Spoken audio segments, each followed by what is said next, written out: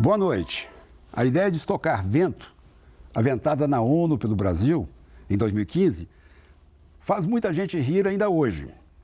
Agora está em debate outra ideia no Congresso: cobrar taxas sobre o vento e também sobre o sol. Já tem até abaixo-assinado: diga não à taxação do vento e do sol. Mas a verdade é que estamos avançando, inevitavelmente, cada dia mais, na direção da energia solar e a eólica, e nos afastando da energia fóssil. Nosso convidado desta noite é, antes de tudo, um poeta, Paulo Ludmer, formado em engenharia elétrica, professor há 20 anos de política energética na FEI e no Mackenzie, conselheiro da FEComércio e da Associação Comercial de São Paulo, colunista há 30 anos da revista Eletricidade Moderna, diretor por 25 anos da Abrace, por 2 da AB Eólica e membro do Congresso Mundial de Energia.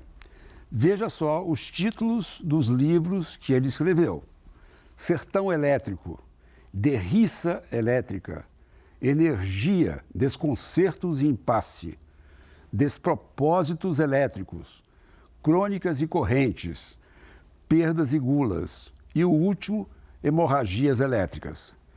É ou não é um poeta? Ele mesmo diz: quando eu escrevo espontaneamente, sai poema, um gênero que hoje não costuma ser narrativo. E tem seus livros de poemas, como o lançado este ano, Filactérios, Fagulhas, de 2017, Fonte, Falésia, Foz e vários outros mais. Mas não só. Ele também é músico, artista, plástico, jornalista e psicodramatista. Vamos ao nosso tema eletrizante. Boa noite, Paulo Ludmer.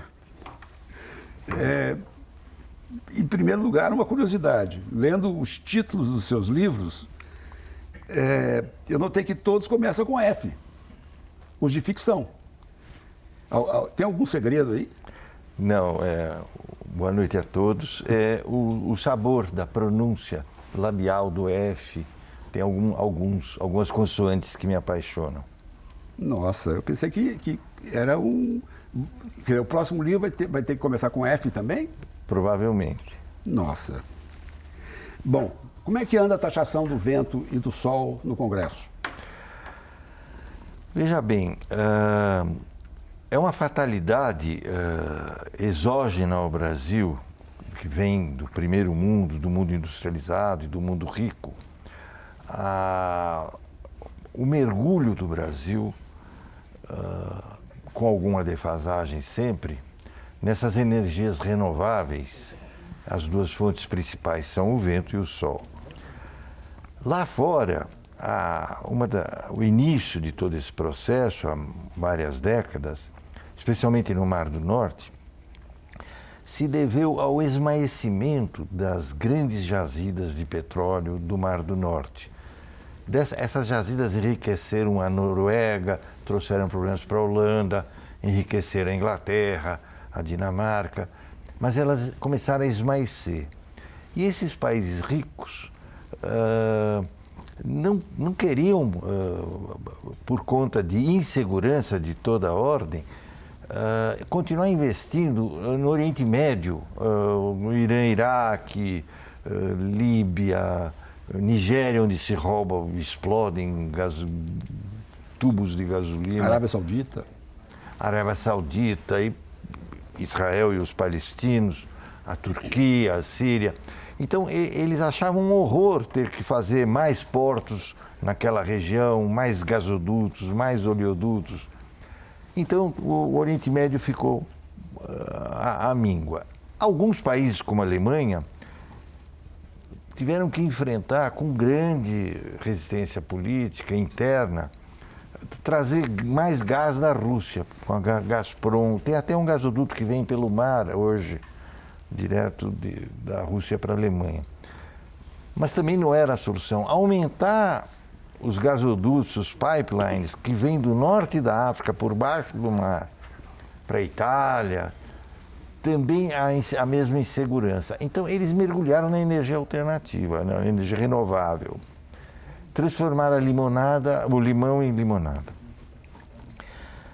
E o Brasil se prestou a entrar nesse marketing até um pouco para ter uma atualização regulatória, recursos humanos, as fábricas e todo o conjunto de prestadores de serviços dessa área, equipamentos. Então, para ficar up to date e acompanhar tecnologicamente o mundo, o Brasil entrou nisso. Mas, de uma certa maneira, o Brasil viabiliza a escala desses países, economia de escala, porque eles é que tinham todo o parque que se viabiliza quando isto se estende para todo mundo, Índia, China. Hoje a China copia, faz igual, em algumas coisas melhor. Então, isso chegou ao Brasil, onde a energia eólica, vou deixar ela um pouco de lado e falar da solar fotovoltaica, virou uma febre num certo extrato de renda, até de, minha cá, eu sou comprometido com o meio ambiente, eu sou bacana, eu contribuo com a atmosfera, sei lá o quê. Isso virou uma banalização em sociedade. Então surgiram milhares de casas, já milhares, que instalaram um painel fotovoltaico, instalaram um conversor, porque a energia que sai é contínua, a energia que a gente usa é alternada, o conversor alterna a energia. E isso trouxe uma novidade, um problema que o Brasil não tinha e que estamos enfrentando, por isso está no Congresso, que é o seguinte, isso chama geração distribuída, no local do consumo. Quando você gera na sua casa, você deixa de comprar da rede e todos os encargos, a rede tem, quem está na rede cativo na distribuidora do local, quem está na rede distribui, recebe a distribuição num rateio de todos os encargos, contribuição ao desenvolvimento econômico, a sustentação da ANEEL, a sustentação do Operador Nacional do Sistema, é uma porção de encargos e tributos. Então, quem faz a geração distribuída se livra disto com energia solar, mas deixa para os demais um tanto a pagar, que é o que essa pessoa deixa, essa pessoa física ou jurídica deixou de pagar. Ora, as distribuidoras dizem, eu investi bilhões na rede, eu pago o transporte, vem lá da geradora, vem lá de Itaipu, vem do Rio Paraná, do Rio Iguaçu, vem de longe, eu pago tudo isso. Essa família que está gerando a solar, ela troca as suas sobras há momentos durante o dia em que ela tem sobras. Ela injeta na rede e não paga essa injeção que usufrui da rede, que usufrui do investimento dos outros, não paga uma porção de emolumentos, vamos chamar assim. O resultado, alguns deputados, alguns políticos, alguns fragmentos da sociedade dizem, não é justo. Então, vamos criar uma taxação para aqueles que se instalarem daqui para frente. Seria uma taxação sobre energia elétrica sobrante, excedente, injetada nas redes dessas figuras que eu tentei descrever muito simploriamente e de um modo talvez não cientificamente preciso, mas para a compreensão do espectador. Mas isso é usual no mundo? Há países que taxam... Veja bem, na Espanha e na Alemanha, a sociedade tem se rebelado porque as energias eólica e solar, elas se injetaram nesses sistemas com incentivos. Um dos incentivos se chama FIDEM, em inglês, leilões e cotas. Algumas concessionárias da Alemanha são obrigadas, nos Estados Unidos também, a comprar cotas dessas energias, porque essas energias não eram e não elas são artificialmente competitivas. elas são intermitentes, ou seja, tem hora que tem sol, tem hora que tem vento, tem hora que não tem. Então, elas requerem armazenagem, por exemplo, que é um investimento enorme e que agora vai merecer regulação jurídica, porque é complexa a questão da armazenagem, por conta da intermitência, que é natural dessas energias. Então, isso provocou custos na Alemanha, na Espanha. Eu cito sempre esses dois países, são os mais expoentes protestos que houve nesse assunto. Mesmo no Brasil, é uma energia cara, ela artificialmente é competitiva, porque estados renunciam a impostos, o BNDES deu créditos absurdamente estimulantes e com carência e taxas de juros mais baixas do que o usual. Então, a injeção dessas tecnologias no Brasil tem se dado por meio de artifícios. É uma fatalidade? É. Requer armazenagem e uma gestão de todas as redes, as linhas, mais complexa por causa da intermitência. Enfim, a gente pode falar há muito tempo, mas o programa tem seus limites. Tem.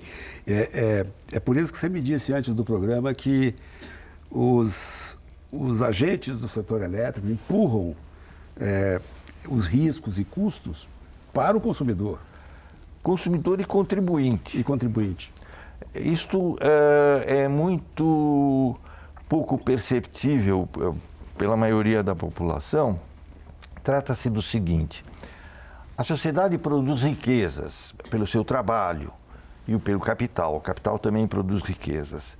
A soma dessas riquezas é o produto bruto de um ano. Ao governo cabe, através das políticas públicas, redistribuir esses recursos. Por esses recursos, há um embate enorme de todos os agentes. Na área energética é a mesma coisa. Cada agente quer empurrar problemas e quer preservar sua rentabilidade, suas margens, a oportunidade dos seus investimentos. E eu empurra, mas a sobra mais dolorida é sempre sobre o Tesouro, portanto, contribuinte, os tesouros estaduais, municipais, federais, e para o consumidor nas tarifas. Para você ter ideia, no consumo domiciliar, quase 50% da conta que você recebe na sua casa da distribuidora não é energia, são encargos e tributos. O Paulo, a gente vai fazer um breve intervalo agora e já voltaremos a conversar. Estamos aqui no estúdio com Paulo Ludmer e lembramos a você que esse programa já está disponível no EBC Play. Até lá! Estamos de volta. Vamos continuar nossa conversa com Paulo Ludmer sobre energia renovável. Lembramos que você pode assistir este e outros programas a qualquer hora no EBC Play. Paulo, deixa eu mostrar os seus livros aqui. 2 dos últimos livros, né, que você escreveu. E eles são comprados aonde? Acho que na Amazon, mas essas empresas grandes ou então na editora Art Liber. Ok. Deixa eu lhe perguntar uma coisa, Paulo. Como é que nós estamos de energia? Vamos ter apagão no horizonte seu aí? Aparece algum apagão? Olha, o Brasil crescendo a 1% e tendo passado por uma recessão nos anos pregressos, ou menos de 1%, isto provocou uma sobra e evitou-se no Brasil um racionamento por conta, em parte, dessa recessão anterior. Por isso não houve racionamento. E conjugado com um estoque de usinas termoelétricas que a gente tinha, uma parte delas a biomassa pequena, uma parte grande a diesel, gás, alguma coisa em óleo combustível, em carvão, e as renováveis no Nordeste ajudaram. O Nordeste é fortemente renovável com essas novas tecnologias. Com isso, evitou-se. Agora, o Brasil retomando o crescimento, Deus nos ajude nisso, teremos que investir forte e consistentemente, porque durante esse período recessivo, houve renúncia a investimentos. Houve uma montanha de pequenas centrais hidrelétricas à venda. Houve uma concordata, recuperação judicial, eu sou homem antigo, era concordata. E muita recuperação judicial no ambiente de cana, de sucro alcooleiro, que são cogeradores. E eles são excelentes e indispensáveis, porquanto os sucroalcooleiros eles geram, quando colhe a cana no Sudeste, que é de maio a novembro, que é quando aqui estia, não chove. Então eles são complementares maravilhosos. O Brasil pode fazer uma grande aliança sucroalcooleira, hidrelétrica, renováveis. A propósito, aquela brincadeira da Dilma de estocar vento, ela foi injustiçada, porque quando você gira as eólicas, você dispensa os reservatórios de serem esvaziados, oferecendo aquela energia que naquele instante o vento está dando. Então, a armazenagem das eólicas no Brasil não tem isso igual no mundo, está nos lagos hidrelétricos. Agora, os ambientalistas no Brasil não permitem lagos de acumulação. Desde 86, eu creio, 1986. Esses lagos de acumulação, se eles fossem implantados, ajudaria muito a expansão do mundo eólico por causa do casamento vento-água.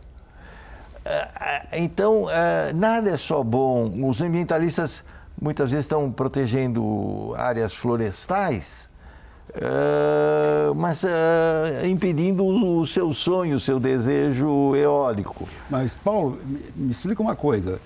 Se tem que aumentar os investimentos em energia, o que vai ser contemplado? A energia que sai dos rios, hidrelétricas, ou vai se construir termoelétricas, energia nuclear? O Brasil é abençoado. O Brasil tem todas as fontes, inclusive o novo ministro, que tem uma origem nuclearista, o novo ministro de Minas e Energia, ele deve trazer a nuclear.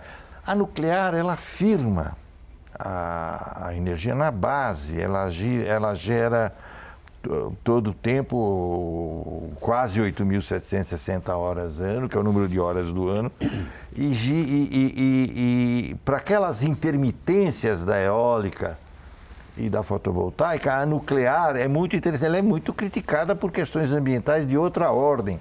O professor José Goldenberg, emérito ex-ministro, é um grande crítico, mas nós temos e podemos e estamos crescendo em todas as direções. Biomassa. A biomassa tem um segredo. O Brasil tem bem mais de 200 milhões de toneladas de grãos colhidos todo ano pela agroindústria. Sobra aí palha, um monte de resíduos que podem ser biodigeridos em biodigestores simplérrimos. Nós temos toda a tecnologia, a Unesp tem, várias outras entidades no Brasil têm, e nós teríamos gás, em vez de queimar dejetos da cana e de outras lavouras, babaçu, nós teríamos energia muito abundante e com tecnologia nossa. Quer dizer, nós temos soluções nossas, estamos engolindo soluções importadas, também interessantes, nos põem up-to-date no mundo, mas veja só, o Brasil precisa fazer conta, precisa analisar. Eu espero que as equipes que nós dispomos, trabalhando no momento, sempre estejam fazendo, mas é preciso fazer conta para ver o que é melhor, o custo de oportunidade, onde, quando, quem, como convém gerar energia na Amazônia assim, no Piauí assado, no Rio Grande do Sul é de outro jeito. O que é melhor?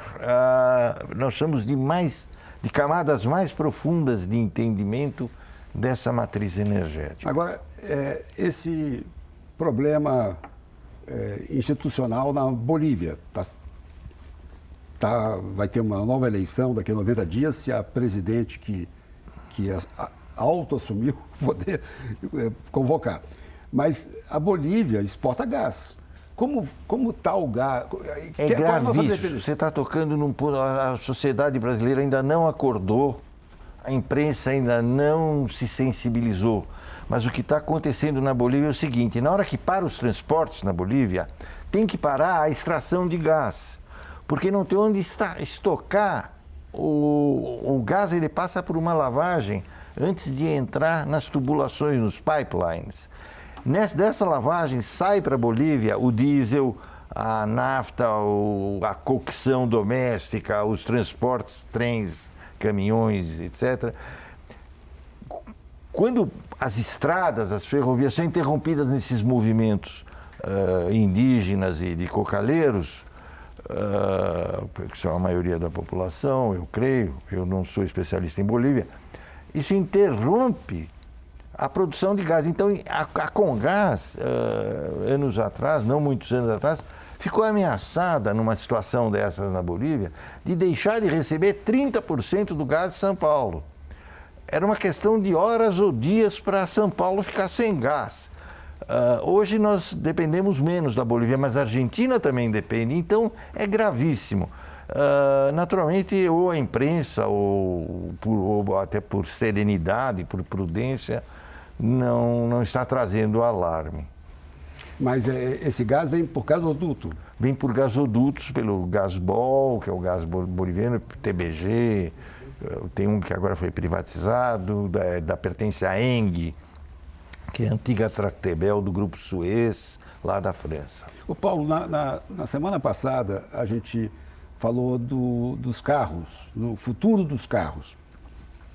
Nós falamos do carro híbrido. O carro híbrido vem com uma parte elétrica e a outra parte gasolina. Por que não álcool? Pois é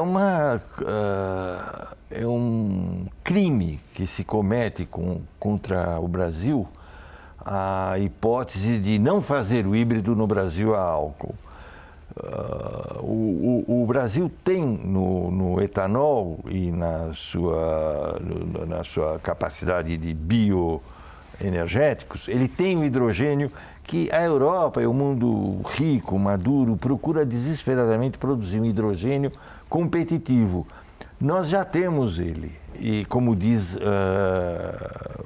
várias autoridades, inclusive do Conselho Ministerial de Energia, a comissão, me foge agora a sigla, onde tem um representante da sociedade civil, que é o Plínio Nastário, o nosso representante. É um conselho só de secretários de ministérios, liderado pelo Ministério de Minas e Energia. Nesse conselho se sabe muito bem que nós temos hidrogênio. Os países ricos estão tentando tirar esse hidrogênio, para que o hidrogênio tenha uso energético. No entanto, o gasto energético para se produzir o hidrogênio ainda é superior à energia que o hidrogênio vai ceder. Na questão nuclear é a mesma coisa. Procura-se a fusão, nós usamos a fissão. O problema da fusão é que ela ocorre numa temperatura do Sol.